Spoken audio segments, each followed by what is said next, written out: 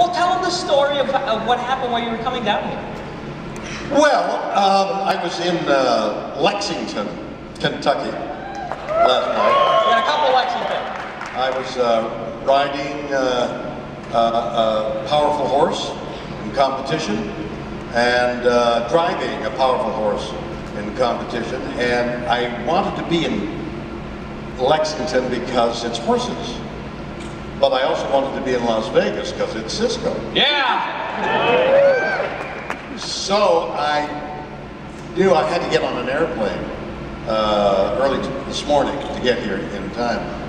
And I worried about it. And you know when you have that intuition, something's going to happen, and you think, I know it's going to happen. It's going to, like I'm going to win or I'm going to lose in Las Vegas. I had an intuition that the plane wasn't going to go.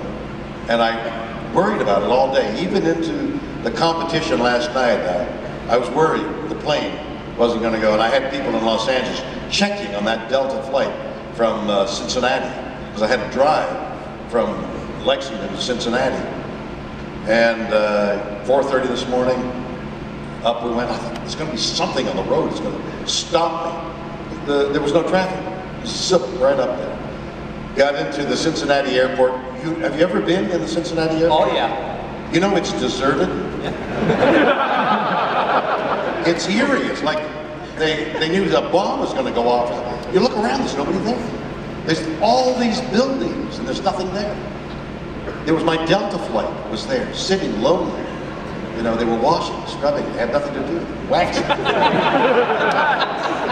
I thought, this plane's not taking off at 9:20 this morning. I just know it. I feel it. And I get on, and finally they announce it. I get on, and I sit down, and I think, well, I know it's. They're going to announce you have to stay on board for the next 3 hours. You know how they do. And at the last minute, a pretty girl sits down beside me. I'm like, well, that's a good sign right there. And she says, you know, I've been worried about this flight all night. I don't think this flight is going to take off, she says. I said, it's the same thing. She says, you know, I'm partially American Indian. And I said, well, do you believe in the spirits and things that Native Americans seem to believe in? She said, yes, I do, of course. This plane may not make it to Las Vegas. I said, I agree with you. The plane took off and landed 10 minutes early, so none of that means anything. Boy, were we glad you were wrong. Yeah, so am I. I mean, imagine saying, and without further ado, and I don't come on. Well, we're glad. We're very glad that you're here. Thank you. So, when I did research on you, when I found out, first of all, that you were going to be the person